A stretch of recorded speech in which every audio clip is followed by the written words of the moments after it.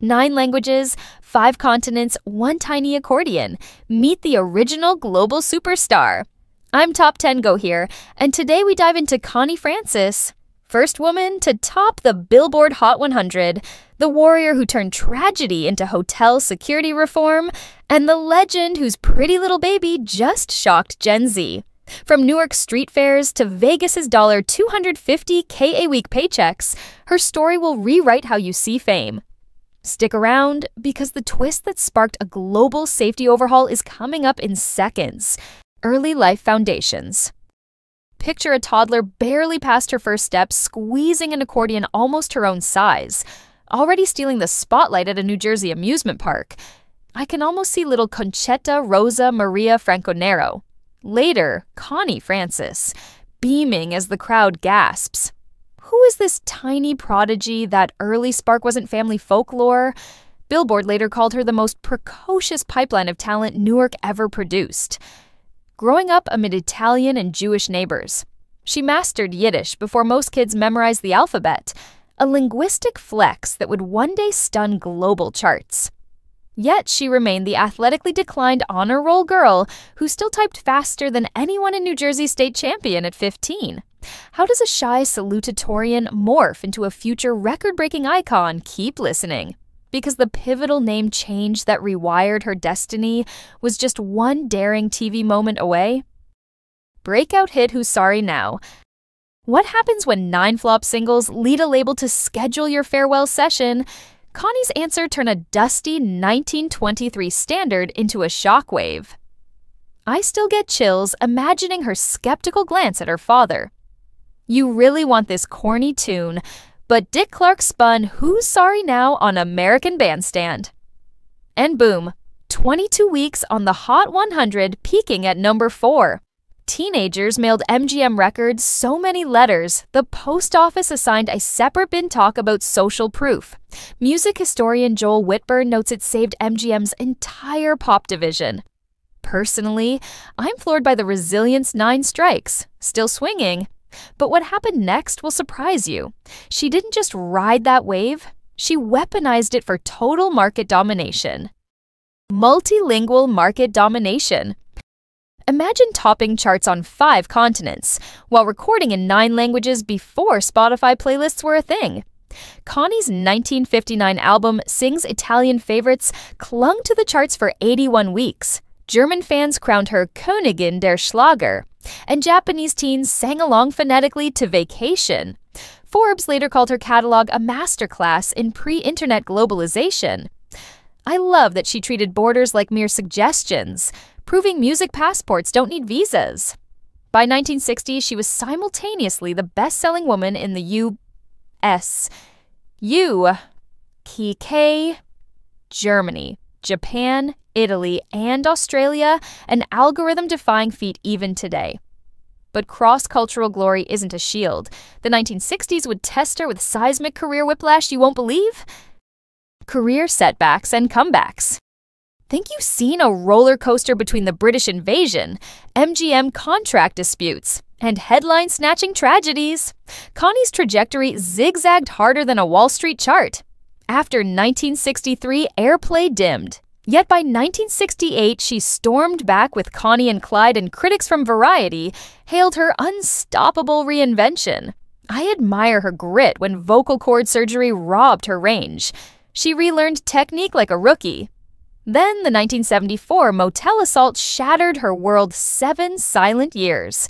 PTSD misdiagnoses, 17 forced commitments.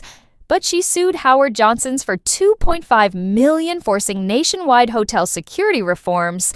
Talk about turning pain into policy, hang tight. Her style evolution during these storms is a fashion lesson wrapped in resilience. Signature style and fashion. Close your eyes, pearl earrings, cinched waist, perfectly coiffed flip. Connie on stage in a satin gown gleaming under Vegas lights while earning $25,000 a week, about 200 pyo today. Vogue editors praised her girl-next-door elegance that whispered power. I find it fascinating how her Yiddish lullabies and Neapolitan ballads shared wardrobe DNA, modest yet magnetic. Post-trauma. Her image matured into sleek pantsuits, symbolic armor affirming survival. Photographers noted she'd adjust every hem herself. Those perfectionist touches kept audiences spellbound. But behind the spotlight's glow, she carved a surprisingly serene Florida life that few paparazzi ever glimpsed. Parkland retirement lifestyle. Imagine retiring in a sun-drenched Parkland home, hurricane shutters guarding priceless gold records while you answer TikTok comments from Gen Z fans discovering your 1962 B-side. That was Connie's reality after 2018. I'd scroll her Facebook posts where she replied to veterans coping with PTSD. Signing off love, Conchetta. Neighbors told People magazine she still belted Mama during backyard barbecues. She called her wheelchair the tour bus I never ordered, yet joked about racing it down the hallway. But hold that warm image, her financial acumen, yes. Including forming her own label made this tranquility possible and deserves a closer look. Net worth and philanthropy. How does a singer who sold 100 to 200 million records translate stardom into a $25 million estate? Forbes credits her early move to create Conchetta Records. Keeping royalty streams alive decades after FM playlists faded, streaming revenue spiked 7,000% in 2025 when Pretty Little Baby exploded to 27 billion TikTok views, proof nostalgia can crash servers. Yet she funneled much of her Howard Johnson settlement to rape crisis centers, and in 2010 became Mental Health America's national spokesperson. I'm inspired by that dual ledger earnings and empathy. Still, money and mission couldn't shield her from headlines that veered into mob hits, lawsuits, and heartbreak. Scandals and personal struggles. Ready for a plot twist worthy of Dateline. In 1981, her brother George was executed gangland style after testifying in a mob case, an agony she called a wound with no scar. Tabloids feasted on her 4 short-lived marriages. But Connie quipped, "I collect last names like gold records." Mental health stigma in the 80s was brutal. She endured lithium misdiagnoses and a 1984 suicide attempt that left her in a coma. Yet she later told Oprah's team, "Survival is the encore that matters." Brace yourself, the final chapter of her life proves just how fragile even the strongest comebacks can be. Final illness and passing. Connie Francis was hospitalized at Broward Health North in Pompano Beach, Florida, on July 2, 2025 after experiencing extreme pain linked to a recent pelvic fracture. Medical records indicate that the singer, 87, had injured her hip in May 2025, required stem cell therapy, and remained wheelchair-bound during recovery, following initial stabilization and transfer to a private room. Additional imaging confirmed the fracture's complications and persistent pelvic pain. On July 15, 2025, clinicians identified hospital-acquired pneumonia, a serious lung infection that hampers oxygen exchange and is a leading cause of mortality in older adults. Despite intensive antibiotic and respiratory support, her condition deteriorated. She lost consciousness on July 14th and died the next evening, July 16, 2025. The official cause of death was pneumonia secondary to complications from the pelvic fracture and prolonged hospitalization, as confirmed by her longtime publicist and record label president Ron Roberts in a statement released on July 17, 2025. Legacy, impact, and message. So what remains when the curtain finally falls? Connie Francis smashed the gender ceiling as the first woman to top the Hot 100, pioneered global marketing strategies that modern K-pop execs now study, and turned trauma into legislative change.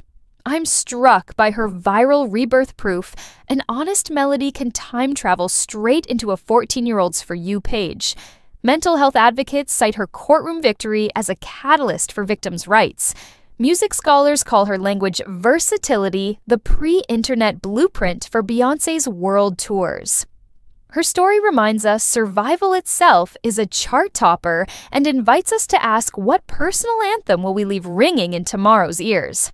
Stay tuned. Her influence is still writing verses in the studios of artists yet to debut. Connie's journey proves survival can outshine any chart hit. Smash that subscribe button for more untold music legends. Drop a like if her courage inspired you, and comment which trailblazer we should uncover next. Remember, applying just one insight from today's video could change your story. Let us know what you'll act on. See you in the next Top 10 Go Here countdown.